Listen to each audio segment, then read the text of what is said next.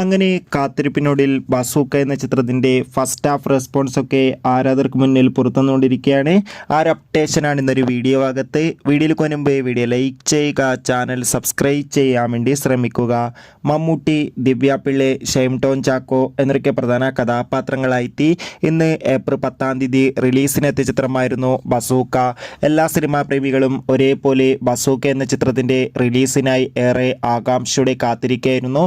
ചിത്രത്തിൻ്റെ ആദ്യ ഷോ കേരളത്തിലെ വിവിധ തിയേറ്ററുകളിൽ രാവിലെ കൃത്യം 9 മണിക്ക് തന്നെ ആരംഭിച്ചിട്ടുണ്ടായിരുന്നു. ഇപ്പോൾ ചിത്രത്തിൻ്റെ ഫസ്റ്റ് ഹാഫ് റെസ്പോൺസും പുറത്തുവന്നിരിക്കുകയാണ്. ചിത്രത്തിൻ്റെ ആദ്യ പകുതി കഴിയുമ്പോൾ തന്നെ ചിത്രത്തിന് മികച്ച പോസിറ്റീവ് റെസ്പോൺസാണ് നേടിയെടുക്കാൻ വേണ്ടി സാധിച്ചിട്ടുള്ളത്.